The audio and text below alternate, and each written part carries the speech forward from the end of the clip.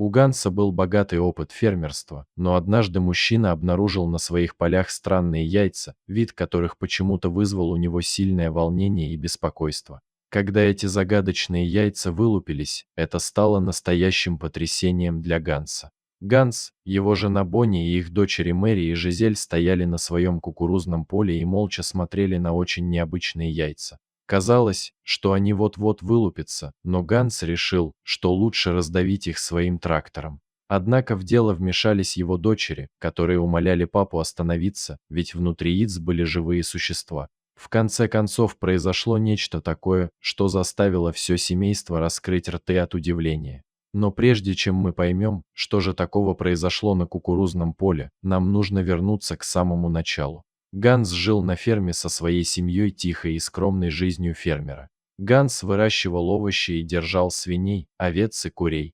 Работа была тяжелой, но по-своему увлекательной, и семью вполне устраивала жизнь в деревенской местности. Каждый день был удивительно хорош, а воздух невероятно свеж, но чего-то нового здесь давно уже не происходило. В то утро Ганс проснулся, как обычно, очень рано. Он надел комбинезон и отправился на кухню, где услышал странный шум, доносившийся снаружи. Было еще темно, поэтому он не мог понять, откуда доносится странный звук, но он никогда раньше не слышал ничего подобного. Это вызвало у него небольшое беспокойство. Затем неожиданно появилась его жена Бонни и напугала этим Ганса, который и так был на взводе. Он уже собирался выйти на улицу, чтобы найти источник шума, когда из комнаты вышли две его дочери. Тогда мужчина решил сначала позавтракать, а после этого он пошел кормить животных. Ганс начал с куриц, которые по какой-то причине вели себя беспокойно. В конце концов, фермер обнаружил пропажу одной из птиц.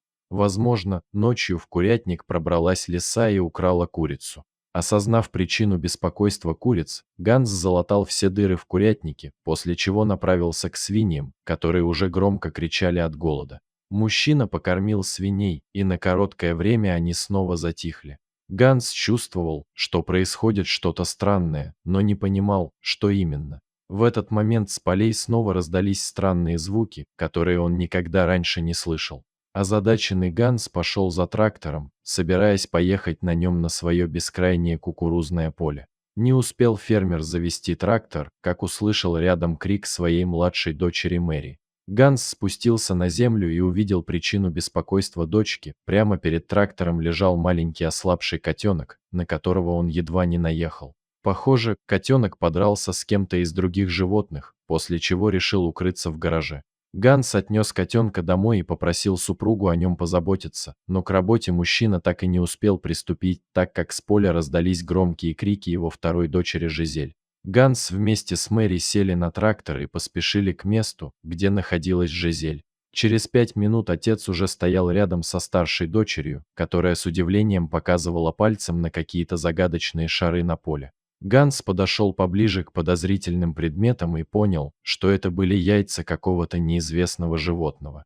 Фермер хотел на всякий случай раздавить яйца трактором, не зная, чего от них ожидать, но дочки, увидев это, едва не заплакали и уговорили папу остановиться. Ганс согласился оставить яйца в покое, которых оказалось целых 10 штук, и которые вот-вот должны были вылупиться. Появившаяся следом Бонни вскрикнула при виде яиц. Она решила, что это яйца змей, и сильно испугалась за безопасность своих дочек. Однако опытный Ганс успокоил супругу, он знал, что это точно были яйца какой-то знакомой птицы, вот только он никак не мог вспомнить, какой именно. Дочки обрадовались тому, что родители не будут уничтожать яйца, и принесли из сарая немного сена, чтобы сделать для яиц теплое одеяло. Девочки 2 дня практически не отходили от яиц, с нетерпением ожидая, когда же они вылупятся.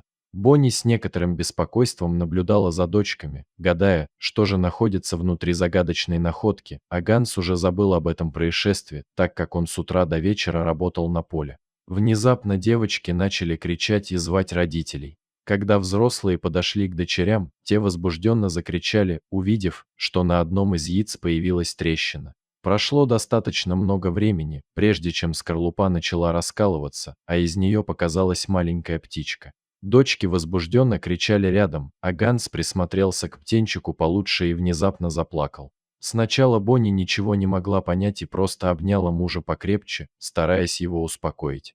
Но затем женщина внезапно осознала, что из странного яйца появился птенец павлина. Оказывается, когда Ганс был маленьким, он также жил на ферме со своими родителями, где просто обожал заботиться о павлинах. Он даже завел одного из павлинов в качестве домашнего питомца, и эта птица была его лучшим другом в детстве. После смерти птицы Ганс больше никогда уже не заботился о павлинах. И вот, прямо на глазах у фермеров появился на свет маленький павлин. Ганс посчитал это настоящим чудом и оставил несколько особей на ферме, на радость Мэри и Жизель, а остальных павлинов фермер с супругой решили отдать в заповедник, чтобы птицы могли получить там необходимый уход и заботу. Вот такая интересная история. Дорогие зрители, если вам понравилась эта история, обязательно поставьте палец вверх и поделитесь этим рассказом со своими друзьями. Если вы впервые на этом канале и еще не подписаны на него, рекомендую подписаться прямо сейчас, чтобы не пропустить очередную захватывающую историю.